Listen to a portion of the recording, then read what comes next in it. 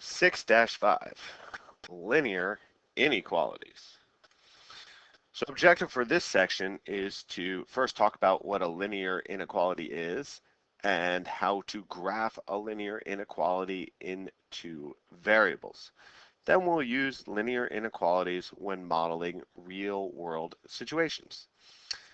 So a linear inequality in two variables has an infinite number of solutions, just like a regular inequality. So when we were dealing with inequalities previously, we would have something like x plus 2 is greater than 3. Okay?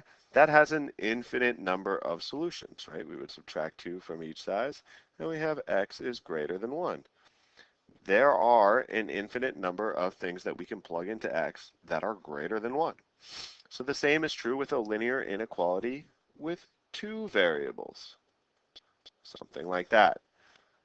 Okay.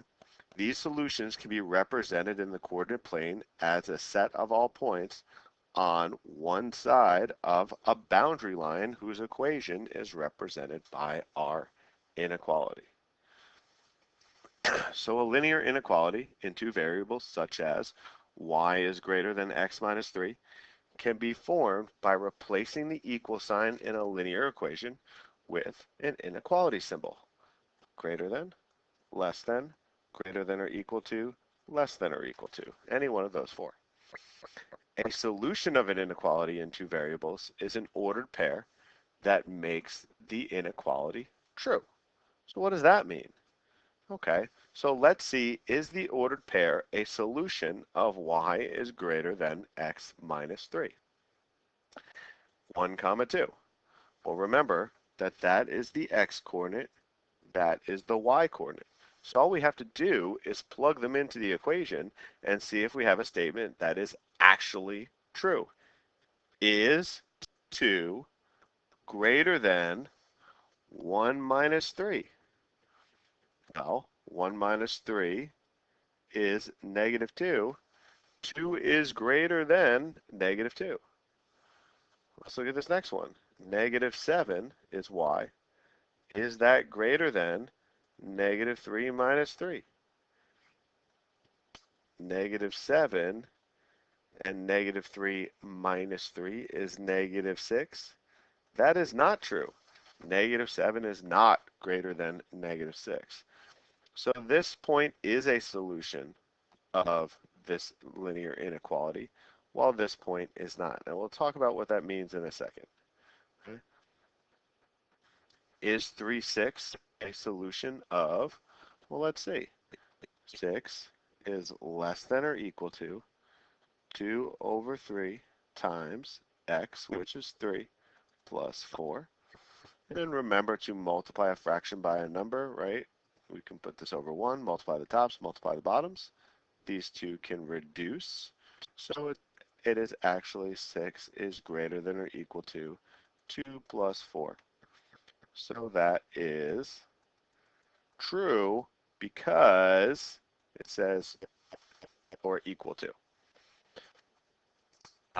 Reasoning question. Suppose an ordered pair is not a solution of y is greater than x plus 10. Must it be a solution of y is less than x plus 10? And this is a tricky question. So you would think it either has to be greater than or less than. The answer here is no, because in order to be a solution in one set or the other, they have to be completely opposite. Greater than or less than, it doesn't say anything about equal. Okay, so if one of these said less than or equal to, then yes, if it's not a solution in the first equation, then now it must be a solution in the second one, because that covers everything, right? Something can either be bigger than something or less than or equal to something. There's no other situation that we have. But for this one, a point could be equal both of these, and it would be true. It's just not true in both. Okay, so let's talk about what being a solution means and how to graph these linear inequalities.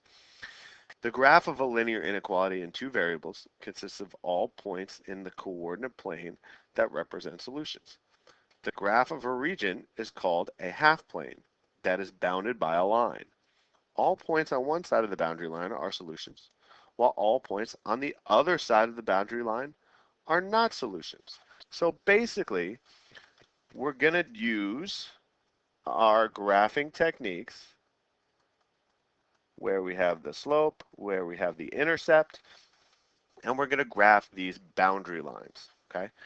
Now, as soon as we see our inequality, okay, we're just going to pretend we're going to deal with that at the end, and what we're going to do is graph this just like a line and then decide which side of the boundary line to color in, okay?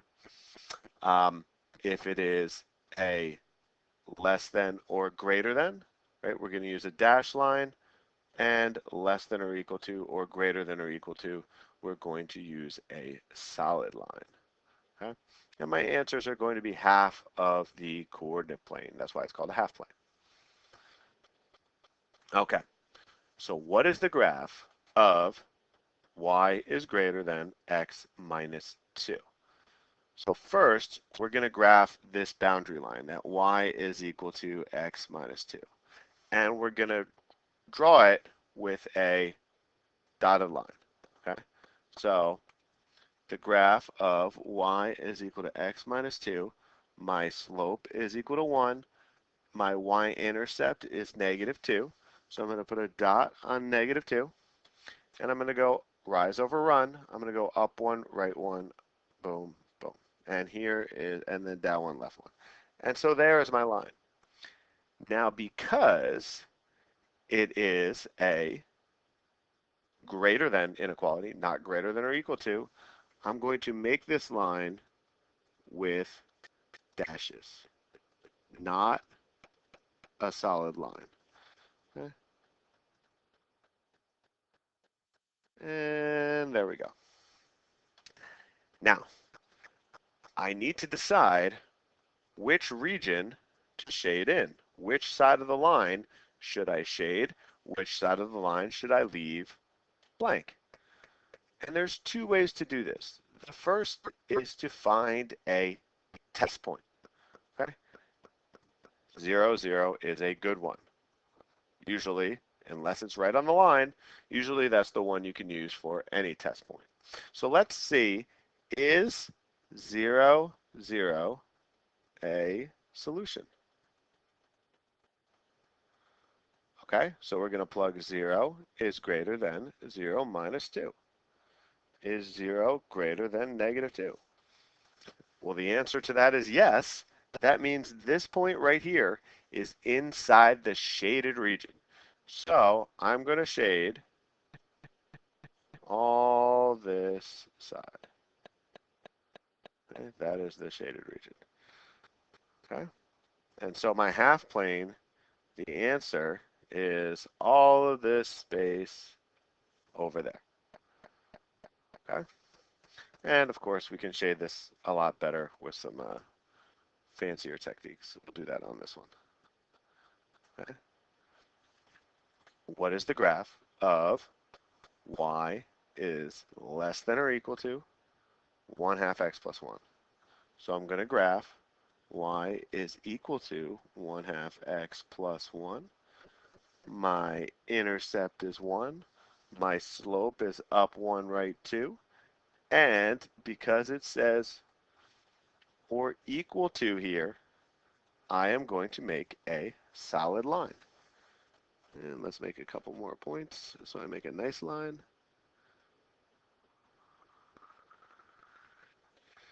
And not quite perfect, but we get the idea. Okay, so now let's plug in 0, 0, and we're going to say that y is less than or equal to 1 half times 0 plus 1. That's why it's nice to use 0, because anything times 0 is 0. So 0 is less than or equal to 0 plus 1, which is 1. Is that true? 0 is less than 1. Yes, it is true.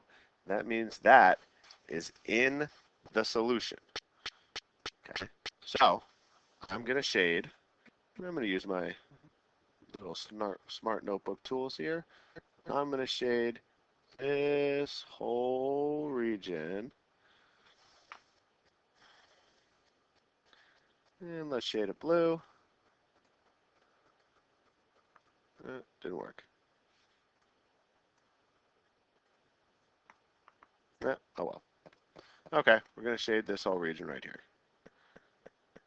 as my answer, my half plane. Okay. An inequality in one variable can be graphed on a number line or in the coordinate plane. The boundary line will be a horizontal or vertical line. So another way, or a different type of equation that we're going to get is a linear inequality with only one variable, the x or the y. Okay, so for these, my line is going to be either horizontal or vertical. So if I graph the line, the boundary line is going to be x is equal to -1. Okay, if x is -1, that's where x is -1, y is 0. X is -1, y is 1, 2, 3, 4. So we can see we're going to get a vertical line. I want to make it a dotted line because it just says greater than, not greater than or equal to. And then I have to ask myself, which side do I shade? Well, I could always plug in 0 for x, which is right there. Okay, is 0 greater than -1? Yes. So I'm going to shade to the right. This works also with y is greater than or equal to -2. So the boundary line is y is equal to 2. Okay, if y is equal to 2, there's 2, 0, or 0, 2, 1, 2, 2, 2, 3, 2, 4, 2, and you can see we're going to get a horizontal line. And now, because it says or equal to, I'm going to make a solid line. And is 0 greater than or equal to 2? No. So I don't want to cover up 0. So 0 is right here. I don't want the boundary to cover that area. So I'm going to shade above the line.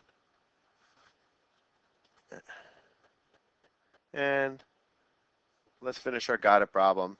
X is less than -5. Whoops. X is less than -5.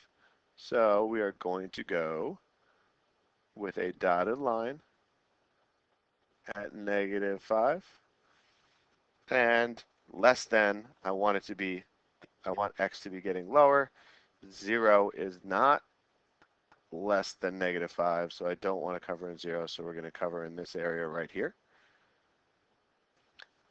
Let's clear off the graph, and let's do y is less than +2, or sorry, less than or equal to +2. So my line is going to look like this, and I'm going to shade in the bottom region right down here. Okay.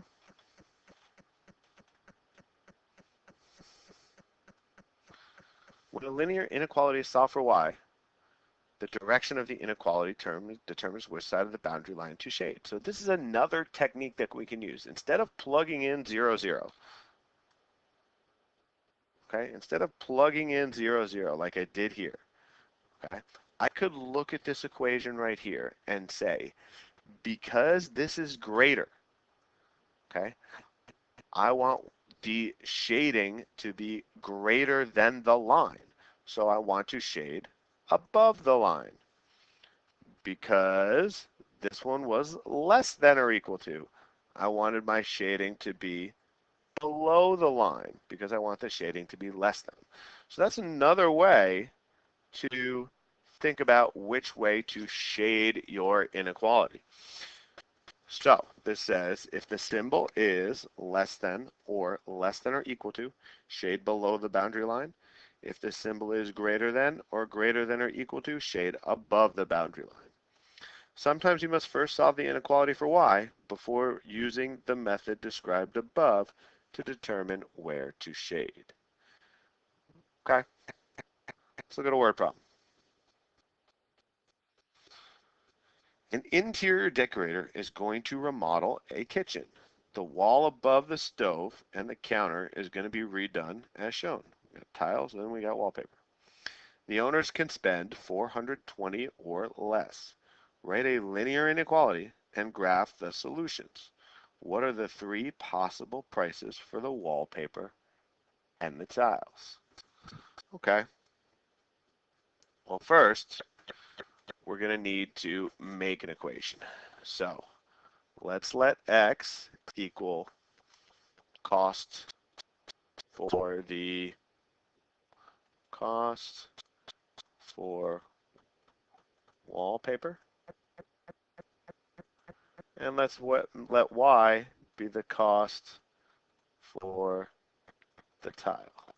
Whoops. Okay. So my equation is, we have 12 and 24 square feet. So we're going to find the cost per square foot. And we want our cost, when we're done with it, to fit in our budget, which means how much we can spend, okay, or less. So usually when you're doing a remodel, you do have some sort of amount of money that you're able to spend, and you have to spend less than that. So first, let's go back up a little bit. We have 24 square feet of wallpaper times the amount that costs, plus 12 square feet of tile times the amount that costs. I need this to be less than or equal to $420. Okay, in order to graph this, let's get y by itself. So let's subtract 24x from both sides. We have 12y is less than or equal to negative 24x plus 420. Divide out the 12, and y is less than or equal to negative 2x plus 35. Okay.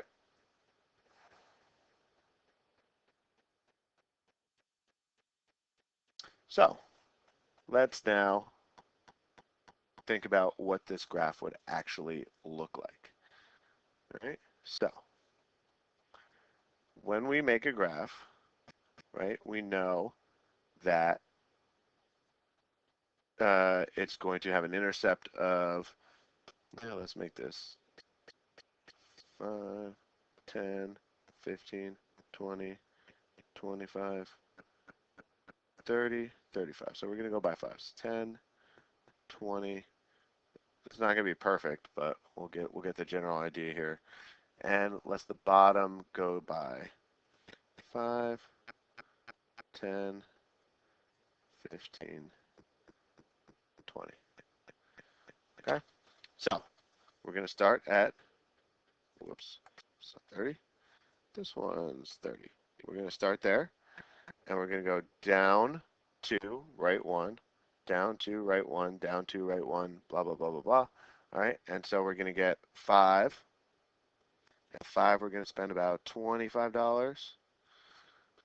At 10, we're going to spend about 15.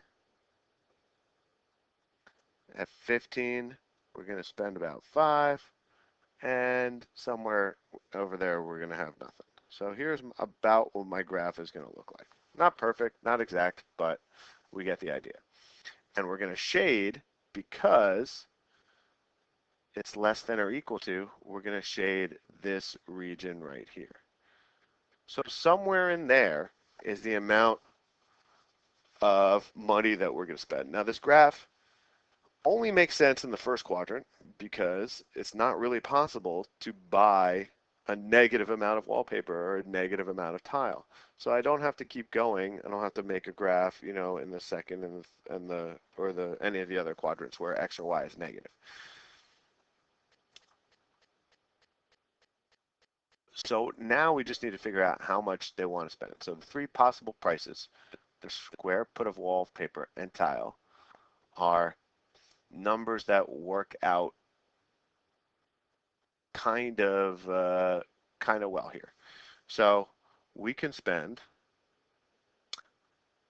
$5 on wallpaper. So we can have 5 and 25. We could have 10 and 15.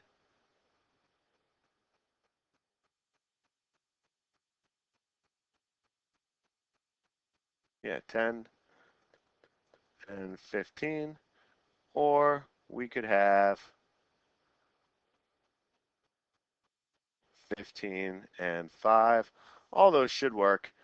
You can have any really combination here. Anything inside this thing right here would really work. If you check these, both of these numbers should work into this equation that they're less than 420. And ideally, you want to kind of be equal to 420 because you don't want to have money left over, or maybe you want to save some money. But same setup here. I just want to set this one up for a party. You can spend no more than $12 on nuts. Peanuts cost $2. Cashews cost $4. So we would set this up as, there's my limit, 2x plus 4y is equal to 12. Getting the y by itself, whoops, equals, I always do that, less than or equal to, right? We want to spend less than or equal to $12. Negative 2x plus 12, divide out the 4, and we get negative 1/2 x plus 3. Graph, figure out how many x's you want to buy, and that'll tell you how many y's you're going to buy. All right? Let's wrap this up with looking at a picture and figuring out what the equation of the graph is. And to find the equation of the line, I need an intercept and a slope. My intercept is 1. My slope is up to, right, 1. The boundary line is solid, which means we are going to use an or equals at the bottom, and I'm shading below the line, which means it's going to be less than or equal to. So putting that all together, y is less than or equal to 2x plus 1, which is a. Let's look at that again. Writing an inequality from a graph. The boundary line is dashed and has a slope of 1/3 and a y-intercept of negative 2. The area above the line is shaded. Dashed, which means above the line with no equal sign, slope of 1/3, y-intercept of negative 2. And there is my inequality.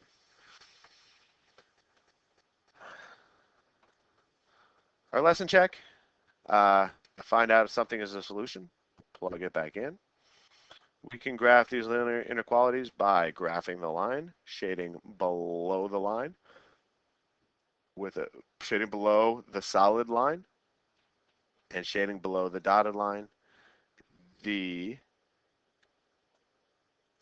the inequality right here is going to be y is less than up 1, right 2, 1/2 x minus 1 for the intercept.